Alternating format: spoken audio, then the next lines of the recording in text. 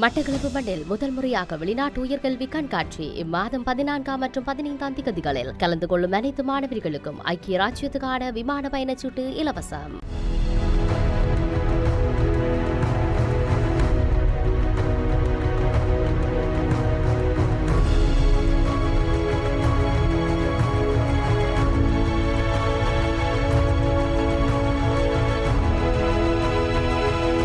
வணக்கம்.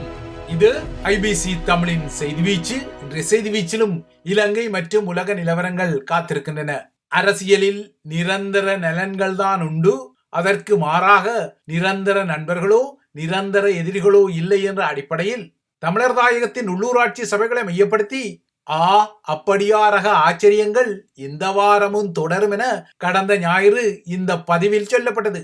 ஒருவேளை கடந்த ஞாயிறு சொல்லப்பட்ட இந்த விடயம் பெரிதும் நடப்பதற்கு சாத்தியங்கள் இல்லையே என உங்களில் சிலருக்கு ஒருவேளை ஐயங்கள் ஏதாவது இருந்திருந்தால் உங்கள் ஐயங்களுக்கு இதோ சேதாரமில்லாத ஆதாரம் என தமிழரசு கட்சியில் சுமந்திரனும் தமிழ் மக்கள் கூட்டணியின் விக்னேஸ்வரனும் ஒரு தாளிலிட்ட ஒப்பந்தங்கள் வந்துள்ளன. யாழ்ப்பாணத்தின் நல்லூர் பிரதேச சபையின் ஆட்சி அதிகாரத்தை மையப்படுத்திய இந்த உடன்படிக்கை கொழும்பில் உள்ள விக்னேஸ்வரனின் வதிவிடத்தில் நேற்று உருவாகி கொண்டது. இலங்கையில் இதுவரை ஆட்சி அமைக்கப்படாத உள்ள உள்ளூராட்சி சபைகளில் இனிமேலும் அந்த ஆட்சி அதிகாரத்தை தாமதிக்க முடியாது என்பது யதார்த்தமாக இருப்பதால் உள்ளூராட்சிகளை மையப்படுத்திய டீல்களும் தில்லாலங்கடி கூட்டணி ஒப்பமிடல்களும் தீவிரப்பட்டுக் கொள்கின்றன. சங்கு சைக்கிள் அணியின் கொள்கை உடன்பாட்டில் தொடங்கிய இந்த ஒப்பந்த சடுகுடு அதன் பின்னர் இபிடிபிக்கும் தமிழரசுக்கும் இடையிலான தேனிலவு முயற்சியை காட்சிப்படுத்தியது. இப்போது அது இன்னும் நகர்ந்து நல்லூர் பிரதேச சபைக்கு மட்டுமென சூமோ விக்கி டீலாக வந்துவிட்டது. நேற்றைய டீலின் அடிப்படையில் நல்லூர் பிரதேச சபையின் தவிசாளர் பதவியின் முதல் 2 ஆண்டுகளுக்குரிய உரித்து தமிழ் மக்கள் கூட்டணியான மானிடம் இருக்கும் எனவும் அதற்கு பின்னர் அதே பதவி அடுத்த 2 ஆண்டுகளுக்கு தமிழரசு கட்சியின் வீட்டிடம் இருக்கும் எனவும் சொல்லப்பட்டது.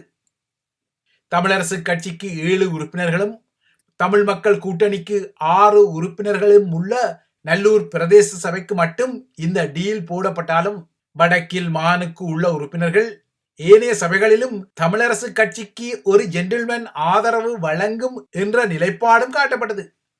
ஆனால் விக்னேஸ்வரனோ இவ்வாறாக எல்லாம் ஜென்டில்மேன் டீல் கிடையாது, தமிழரசு கட்சிக்கு பிரதேச சபைகள் மற்றும் நகர சபைகளில் மான் ஆதரவை வழங்கிக் கொள்ள வேண்டுமானால் அவற்றுக்கென தனியான டீல்கள் உருவாக்கப்பட வேண்டும் என்ற ஒரு அவதான நிலையையும் வெளிப்படுத்த தவறவில்லை.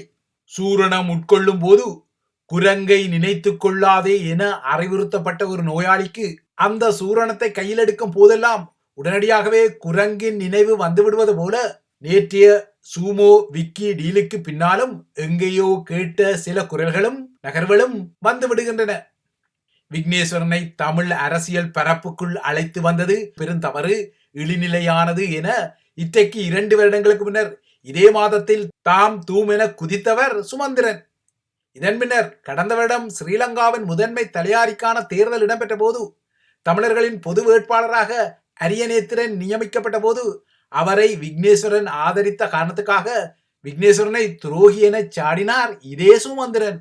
ஆனால் என்ன ஆச்சரியம், நேற்று நல்லூர் பிரதேச சபைக்கான இருக்கைகளின் உடன்பாட்டுக்காக, அதாவது நம்பர்ஸ் கேமுக்காக அதே சுமந்திரன் விக்னேஸ்வரனை தியாகி ரேஞ்சுக்கு உயர்த்தி கொண்டார். மறுபுறத்தே அபலை பெண் ஒருவரின் வாழ்வாதாரத்துக்காக மதுபானச்சாலை பார் உரிமத்தை வழங்கி பார் போற்றும் அறச்செயலை செய்ததாக புலகாங்கிதப்பட்ட அதே விக்னேஸ்வரனும் சுமந்திரனை அரசியலில் இருந்தே அகற்ற வேண்டும் என கடந்த சில மாதங்களுக்கு முன்னர் சூளுரையை விடுத்திருந்தாலும் நேற்று அதே சுமோவுடன் டீல் போட்டார் பிரேமானந்தா சாமியாரின் இந்த சீடர்.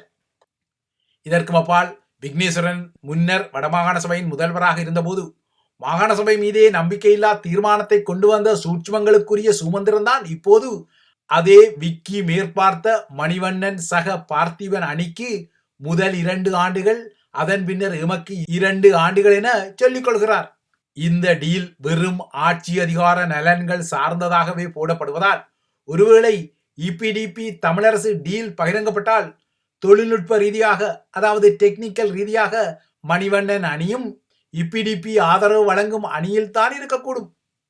ஆனால் ஒருவேளை இந்த தார்மீக முரண்பாடு குறித்து யாராவது வினவிக்கொண்டால் இதெல்லாம் சங்கு சைக்கிள் போன்ற கொள்கை கூட்டணி இல்லை, வெறும் நம்பர்ஸ் கேம் டீலுக்குரிய கூட்டணிதான் என சொல்லி கஜேந்திரகுமாரின் உடைவாள் என ஒரு காலத்தில் சிலாகிக்கப்பட்ட மணிவண்ணனால் தப்பிக்கொள்ளவும் முடியும். நல்லூர் பிரதேச சபையின் தவிசாளர் பதவியை மணிவண்ணன் தரப்புக்கு முன்னுரிமையாக 2 ஆண்டுகளுக்கு வழங்கிய பின்னர் அதற்கு பின்னரான 2 வருடங்களை தமது தரப்புக்கு தமிழரசு கட்சி எடுக்கும் நகர்விலும் ஒரு சூட்சுமம் உண்டு. அதாவது முதல் 2 ஆண்டு காலத்தில் மணிவண்ணன் தரப்பு ஒரு கரையும் கூழ்பானையாக, அதாவது மெல்டிங் பொட்டாக மாறக்கூடும் என்ற ஒரு திட்டம் தமிழரசிடம் இருப்பதாக தெரிகிறது. அதாவது இந்த 2 காலம் கடக்க முன்னரே மாகாண சபை தேர்தல் வருவதால் அந்த தேர்தலை மையப்படுத்தி மான் வீட்டுக்குள் கரைந்துவிடும், சங்கமமாகிவிடும் என்ற ஊகம் சார்ந்து இந்த விடயம் உள்ளது. வடக்கில் இவ்வாறாக வீடும் மானும் உடன்பாடு காண நேற்று மட்டக்களப்பு மாநகர சபையின் துணை முதல்வர் தெரிவுக்காக இடம்பெற்ற வாக்கெடுப்பில் தமிழரசு கட்சியின் வேட்பாளருக்கு சஜித் பிரேமதாசாவின் ஐக்கிய மக்கள் சக்தியும் ஆதரவாக வாக்களித்துக் கொண்டதால் 18க்கு 4 என்ற அடிப்படையில் தனக்கு எதிராக போட்டியிட்ட சுயேட்சை போட்டியாளரை வென்று தமிழரசு கட்சியின் வேட்பாளர் துணை முதல்வர் பொறுப்புக்கு தெரிவாகி கொண்டார். எனினும் அதே கட்சியைச் சேர்ந்த சிவம் பாக்கியநாதன் ஏகமனதாக மட்டக்களப்பு மாநகர சபையின் முதல்வராக தெரிவு செய்யப்பட்டமை வேறு விடயம். முன்னதாக மட்டக்களப்பு மாநகர சபையை கைப்பற்றிக் கொள்ள ஏகேடிஆரின் தேசிய மக்கள் சக்தி பிள்ளையானின் தமிழ் மக்கள் விடுதலை புலிகளுடன் கூட்டணி போட முயற்சிப்பதாக சாணக்கியன் குற்றஞ்சாட்டி இருப்பதும் இங்கு குறிப்பிடத்தக்க ஒரு விடயம். இதற்கிடையே சாவகச்சேரி நகரசபை மற்றும் அதற்குரிய பிரதேச சபையில் கஜேந்திரன் தரப்பில் தெரிவான 2 பதவியேற்புக்கு இடைக்கால தடை விதிக்கப்பட வேண்டும் என தாக்கல் செய்யப்பட்ட 2 தனித்தனியான வழக்குகள் இன்று விசாரணைக்கு வந்தமையும் இன்னொரு உற்று நோக்கலுக்குரிய விடயம். இந்த பதிவு பதியப்படும் போது இந்த வழக்கு விசாரணையின் முடிவுகள் தெரியாவிட்டாலும் குறித்த 2 சபைகளில் ஒரு சபையில் தவிசாளருக்குரிய தெரிவு நாளை இடம்பெறவுள்ள நிலையில் அதற்கு முதல் நாள் இந்த இடைக்கால தடை கோரும் வழக்கு விசாரணைக்கு வந்தது. இதுவும் இன்னொரு வகையில் நம்பர்ஸ் கேம் எனப்படும் இருக்கைகளின் எண்ணிக்கையை மையப்படுத்திய மையக்கருதான். கடந்த மாதம் நடந்த உள்ளூராட்சி தேர்தலில் தெரிவான இந்த 2 உறுப்பினர்களும் உள்ளூராட்சி எல்லை பரப்புக்குள் தம்மை ஒரு வாக்காளராக பதிவு செய்வதற்கு தகுதியற்றவர்கள் என்ற அடிப்படையில் இந்த வழக்கின் மையப்புள்ளி உள்ளது. இதன் அடிப்படையில் இவர்கள் கடந்த உள்ளூராட்சி தேர்தலில் வெற்றி பெற்றமை செல்லாது என ஸ்ரீலங்காவின் தேர்தல் ஆணைக்குழுவுக்கு உத்தரவிட வேண்டும் என கோரி இந்த வழக்குகள் தாக்கல் செய்யப்பட்டுள்ளன. இந்த வழக்கில் குறித்த உறுப்பினர்களுக்கு ஒருவேளை இடைக்கால தடை விதிக்கப்பட்டால் அது தமிழரசு கட்சிக்கு வாய்ப்பாகவும் கஜேந்திரன் அணிக்கும் அவர்களது கொள்கை உடன்பாட்டு அணிக்கும் பாதகமாகவும் வரக்கூடும். எனினும் இந்த பதிவு பதியப்படும் போது இந்த வழக்கின் முடிவு தெரிய வரவில்லை. ஆக மொத்தம் தமிழர் தரப்பிலிருந்து இன்னும் ஆரக ஆச்சரிய நகர்வுகளுக்கும் வாக்களித்த மக்களுக்கு அரசியல் தலைகள் தெளிவாகவே நாமம் போடும் நகர்வுகளுக்கும் இடங்கள் உள்ளன. வடக்கில் இவ்வாறான நகர்வுகள் அதிர இலங்கை தீவில் அறவிடப்படும் மின் கட்டணங்கள் தெற்காசிய நாடுகளிலேயே மிக அதிகமாக ஏற்கனவே பதிவாகியுள்ள நிலையில் இப்போது அந்த கட்டணங்கள் இன்னும் 15% அதிகரிப்புக்கு உள்ளாகிவிட்டன. இது குப்புறத்தள்ளிய குதிரை குழியை பறித்த கதையை நினைவூட்டுகிறது. இலங்கை தீவில் தாம் ஆட்சிக்கு வந்தால் இலங்கையர்கள் செலுத்தும் மின் கட்டணங்கள் 1/3 பங்காக குறைவடையும் வகையில் புதியதொரு சிஸ்டம் வெறுமென சொல்லி ஏகேடிஆர் தரப்பு ஆட்சியை பிடித்தாலும் இன்று நடந்தது வேறு கதை. இதனால் இலங்கையர்கள் இன்று அதிகாலை முதல் தமக்குரிய மின் கட்டணங்களை இன்னும் 15% அதிகரிப்புடன் செலுத்த வேண்டிய நடைமுறை வந்துவிட்டது. பப்ளிக் யூட்டிலிட்டிஸ் கமிஷன் எனப்படும் ஸ்ரீலங்காவின் பொது பயன்பாட்டு ஆணையகம் எடுத்த இந்த மின் கட்டண உயர்வுக்குரிய அங்கீகாரம் தற்போது கிடைத்துள்ளதால் இந்த புதிய கட்டண உயர்வு ஆக குறைந்தது இந்த ஆண்டின் இறுதி வரை நடைமுறையில் இருக்கும் என்பது நியதி. ஆனால் இந்த மின் கட்டண உயர்வு என்ற நகர்வின் பின்னணியில் அனைத்துலக நாணய நிதியத்தின் விதிகள் இருப்பதையும் மறுக்க முடியாது. IMF தனது விதிகளால் கொடுத்த குடைச்சலால் இலங்கையர்களுக்கான மின்சார கட்டணமும் இப்போது ஏறிவிட்டது. அதுவும் நாணய நிதியத்தின் முகாமைத்துவ பிரதி பணிப்பாளர் பொறுப்பில் உள்ள முக்கிய முகமொன்று தனது தலைமையில் எதிர்வரும் 15ஆம் தேதி முதல் 17ஆம் தேதி வரையான 2 நாட்களுக்கு இலங்கையில் அதிகாரபூர்வ பயணத்தை மேற்கொள்ளவுள்ள நிலையில் இந்த மின்கட்டண உயர்வு வந்துவிட்டது. நாணய நிதியத்தின் முகாமைத்துவ பிரதி பணிப்பாளர் பொறுப்பில் மலையாள பூர்வீகத்தை கொண்ட கலாநிதி கீதா கோபிநாத் தலைமையில் 15ஆம் தேதி கொழும்புக்கு செல்லும் இந்த குழு இலங்கை தீவின் சமகால பொருளாதார நிலைமைகளையும் IMF கடனில் இலங்கை அடையும் பலன்களை அவதானித்தபடியே ஏகேடிஆர் உட்பட்ட உயர்மட்ட தலைகளையும் சந்திக்க உள்ளது. தற்போது ஜெர்மனியில் தங்கியுள்ள ஸ்ரீலங்காவின் முதன்மை தலைவர் ஏகேடிஆர் நாளை தனது ஜெர்மன் பயணத்தை முடித்த பின்னர் நாடு திரும்பியதும் நாணய நிதிய உயர் முகங்களுடனான சந்திப்பு அவருக்கு காத்துள்ளது. இதற்கிடையே இதுவரை அரசியல் தஞ்ச கோரிக்கையாளர்கள் மற்றும் ஏதிலிகளையே அதிகமாக ஜெர்மனி நோக்கி அனுப்பிய இலங்கை தீவிலிருந்து இனிமேல் நிபுணத்துவ தொழிலாளர்களை அனுப்பும் நோக்குடன் ஏகேடிஆர் தரப்பு ஜெர்மனியில் கலந்துரையாடல்களில் ஈடுபட்டு வருகிறது. அத்துடன் இலங்கைக்கு கிட்ட வேண்டிய ஐரோப்பிய ஒன்றியத்தின் GSP+ வரிச்சலுகையை சுளையாக வழங்கிக் கொள்ளும் வகையில் ஜெர்மனி சாதகமாக நகர வேண்டும் எனவும் ஜெர்மனியில் இருந்து அதிக இனாம்கள், முதலீடுகள், உல்லாச பயணிகள் இலங்கைக்கு வர வேண்டும் என்பது உட்பட்ட சில இறைஞ்சுதல்களை ஏகேடிஆரின் தரப்பு ஜெர்மனியில் மேற்கொள்கிறது. ஆனால் ஏகேடிஆர் தலைமையிலான குழாம் தற்போது ஜெர்மனியில் நிற்கும் நிலையில் இலங்கையின் மனித உரிமை நிலவரங்கள் குறித்து ஜெர்மனியின் ஆட்சி தலைவரான அதாவது சான்சலரான ஃப்ரெட்ரிக் மெர்ஸுக்கு ஒரு அவதான செய்தியை அனைத்துலக மனித உரிமை கண்காணிப்பகம் அனுப்பியுள்ளது. அமெரிக்காவிலிருந்து மனித உரிமை கண்காணிப்பகம் அனுப்பிய செய்தியில் அனுர குமார திசாநாயக்காவின் அரசாங்கம் தமக்கு முன்னர் இலங்கை தீவில் ஆட்சியில் இருந்த ராஜபக்சர்கள் உட்பட்ட முன்னோடிகளுடன் ஒப்பிட்டுக் கொள்ளும் போது மனித உரிமை விடயங்களில் வேறுபட்டதாக தெரியவில்லை என்ற விசனம் வெளிப்படுத்தப்பட்டுள்ளது.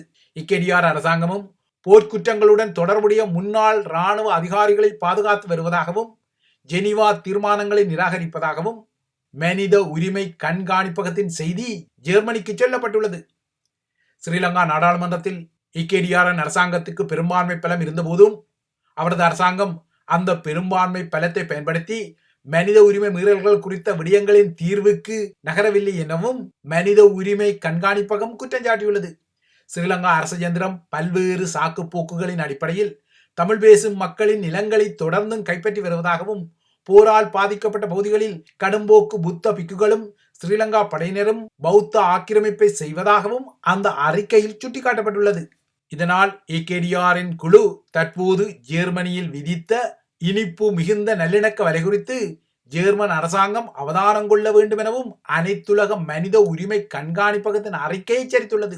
இலங்கையில் பொறுப்பு கூறலுக்கான அழுத்தத்தை தக்க வைக்கும் வகையிலும் போர்க்குற்ற ஆதாரங்களின் சேகரிப்பு நகர்வை மேலும் உறுதி செய்யும் வகையிலும் எதிர்வரும் செப்டம்பரில் ஐநா மனித உரிமை பேரவையில் இலங்கையை மையப்படுத்திய ஜெனீவா தீர்மானம் புதுப்பிக்கப்படுவதற்கும் ஜெர்மனி காத்திரமாக பங்களிக்க வேண்டும் என ஏகேடிஆரின் பயணத்தின் பின்னணியில் அனைத்துலக மனித உரிமை கண்காணிப்பகம் பேர்லினிடம் கோரியிருப்பது நிச்சயமாகவே கொழும்புக்கு ஒப்பானது இல்லை என்பது பகிரங்கமானது. இவை இலங்கையை மையப்படுத்திய விடயங்கள். அடுத்து உலக நிலவரங்களை நோக்கிக் கொண்டால் மத்திய கிழக்கில் ஈராக், பஹ்ரைன் மற்றும் குவைத்தில் உள்ள அமெரிக்க தூதரங்களிலிருந்து அத்தியாவசியமற்ற பணியாளர்களை அமெரிக்கா அவசரமாக வெளியேற்ற முனைவது ஆச்சரியத்தை ஏற்படுத்தியுள்ளது. ஈராக்கிய குர்சிஸ்தான் ஏர்பில் நகரில் உள்ள அமெரிக்க துணை தூதரகத்தில் இருந்தும் அவசியமற்ற பணியாளர்கள் வெளியேற்றப்பட உள்ளனர். திடீரென மத்திய கிழக்கில் உள்ள அமெரிக்க தூதரகங்களில் அவசியமற்ற பணியாளர்கள் வெளியேற்றப்படுவதற்கு என்ன காரணம் என்பது தெளிவாக தெரியவில்லை என்றாலும் ஈரானுடனான பதற்றத்துடன் இந்த நகர்வு தொடர்பு படுத்தி நோக்கப்படுகிறது. ட்ரம்ப் நிர்வாகம் ஈரானுடன் புதிய அணுசக்தி ஒப்பந்தம் ஒன்றை உருவாக்க முயற்சித்து வரும் நிலையில் மறுபுறத்தே ஈரானுக்கும் இஸ்ரேலுக்கும் இடையிலான பதற்றங்களும் ஏறுமுகப்படுகின்றன. இந்த நிலையில்தான் அமெரிக்காவின் இந்த நடவடிக்கை வந்துள்ளது. ஈரான் மீது இஸ்ரேல் அதிரடியான ஒரு தாக்குதலை நடத்தக்கூடும் என்ற ஊகங்களை அமெரிக்காவின் புலனாய்வுத்துறை வழங்கியுள்ள நிலையில் அமெரிக்காவின் இந்த நகர்வு வந்துள்ளது. ஈரானுடன் ஒரு அணுசக்தி ஒப்பந்தத்தை எட்டிக்கொள்ள முடியும் என்பதில் தனக்கு நம்பிக்கை அருகிவிட்டதாக டொனால்ட் ட்ரம்ப் கூறிக்கொண்டாலும் ஈரான் மீது தாக்குதல் ஒன்றை நடத்துவது குறித்த பேச்சை எடுக்கக்கூடாதென அவர் இஸ்ரேலிய பிரதமர் பெஞ்சமின் நெத்தன்யாகுவிடம் கூறியதாகவும் அமெரிக்க செய்திகள் குறிப்பிடுகின்றன. ஈரானிய அணுசக்தி நிலையங்களை தாக்க இஸ்ரேல் தீவிரமான தயார்படுத்தல்களை செய்து வருவதாக CIA உட்பட்ட அமெரிக்க உளவுத்துறை வெள்ளை மாளிகைக்கு செய்திகளை வழங்கிய நிலையில் இவ்வாறான ஒரு மோதல் வெடித்தால் அமெரிக்கா மத்திய கிழக்கு பிராந்தியத்தை விட்டு வெளியேற வேண்டிய கட்டாயம் ஏற்படும் வகையில் தனது பதிலடிகளும் இருக்கும் என ஈரான் குறிப்பிட்ட நிலையில் தற்போது மத்திய கிழக்கில் ஈராக், பஹ்ரைன் மற்றும் குவைத்தில் உள்ள அமெரிக்க தூதரகங்களில் இருந்து அத்தியாவசியமற்ற பணியாளர்கள் வெளியேற்றப்படும் நகர்வு இடம்பெற்று வருவது குறிப்பிடத்தக்கது. பிரான்சில் நேற்று முன்தினம் இடைநிலை பாடசாலை ஒன்றின் மேற்பார்வையாளரான மெலனி என்ற 31 வயது பெண் அதே பாடசாலையில் பயிலும் 14 வயது மாணவர் ஒருவரால் கத்தியால் குத்தி கொல்லப்பட்ட நிலையில் இன்று நண்பகல் பிரான்ஸ் முழுவதிலும் உள்ள அனைத்து கல்விக்கூடங்களிலும் பலியானவருக்கு அஞ்சலி செலுத்தப்பட உள்ளது. ஓ மார்னே நொஜன் பகுதியில் உள்ள பிரான்சுவா டோல்டோ என்ற பாடசாலையின் நுழைவாயிலில் மாணவர்களின் புத்தக பைகளில் கூறிய ஆயுதங்கள் இருப்பது குறித்த சோதனைகள் செய்யப்பட்ட போதே குறித்த மேற்பார்வையாளர் மாணவர் ஒருவரால் கத்தியால் குத்திக் கொல்லப்பட்டார். குறித்த மாணவர் சம்பவம் நடந்த உடனேயே காவல்துறையால் கைது செய்யப்பட்டு இன்று காலை வரை தடுத்து வைக்கப்பட்டிருந்தார். இந்த நிலையில் பிரெஞ்சு அரசு தலைவர் இமானுவேல் மேக்ரான் மாணவர்களிடம் எழும் இந்த அர்த்தமற்ற வன்முறை எழுச்சி தொடர்பாக கண்டனத்தை வெளிப்படுத்தியதுடன் பிரான்சில் 15 வயதுக்கு உட்பட்டவர்கள் சமூக ஊடகங்களை அணுக முடியாத வகையில் புதிய சட்டம் ஒன்று இயற்றப்படும் என்ற எச்சரிக்கையையும் விடுத்துள்ளார். இறுதியாக அமெரிக்காவில் சட்டவிரோத குடியேறிகள் மற்றும் ஆவணமற்ற குடியேறிகளை கைது செய்து நாடு கடத்தும் டொனால்ட் ட்ரம்ப் அரசாங்கத்தின் நகர்வுகளை எதிர்த்து லாஸ் ஏஞ்சல்ஸ் நகரில் இடம்பெற்ற போராட்டங்களில் நூற்றுக்கணக்கானோர் கைது செய்யப்பட்டதை அடுத்து நேற்று லாஸ் ஏஞ்சல்ஸ் நகரில் ஒப்பீட்டு ரீதியில் ஓரளவுக்கு அமைதி திரும்பியிருந்தது. லாஸ் ஏஞ்சல்ஸ் போராட்டங்களில் இதுவரை 400 பேர் கைது செய்யப்பட்டுள்ளதாகவும் அவ்வாறு கைது செய்யப்பட்டவர்களில் 330 பேர் சட்டவிரோத குடியேறிகள் எனவும் அறிவிக்கப்பட்டுள்ளது. லாஸ் ஏஞ்சல்ஸ் நிலவரங்கள் தணிந்தாலும் New York, Chicago, Philadelphia, Milwaukee, Seattle, Boston, Washington DC உட்பட்ட முக்கிய அமெரிக்க நகரங்களில் புதிய போராட்டங்கள் வெடித்துள்ளன. மாநிலங்களின் அதிகாரங்களை மத்திய அரசாங்கம் கையகப்படுத்தும் விடயத்தில் எவ்வளவு தூரம் வெள்ளை மாளிகையால் செல்ல முடியும் என்பதை பரீட்சித்துக் கொள்வதற்காக டொனால்ட் ட்ரம்ப் இந்த வலிந்த கொதிநிலையை ஏற்படுத்தியதாக குற்றஞ்சாட்டப்படுகின்றது. லாஸ் ஏஞ்சல்ஸ் பகுதிக்கு அனுப்பப்பட்ட மரைன்ஸ் எனப்படும் அமெரிக்காவின் ஈருலக படையணிகள் இன்னமும் நடவடிக்கையில் ஈடுபடாமல் தொடர்ந்தும் பயிற்சிகளில் தான் ஈடுபட்டு வருகின்றனர். மரைன்ஸ் அணிகள் எப்போது நடவடிக்கைக்குரிய களத்தில் இறக்கப்படும் என்பது இன்னமும் தெளிவாக தெரியவில்லை. இவைதான் ஐபிசி தமிழின் செய்தி வீச்சு. தொடர்ந்தும் ஐபிசி தமிழுடன் இணைந்திருங்கள்.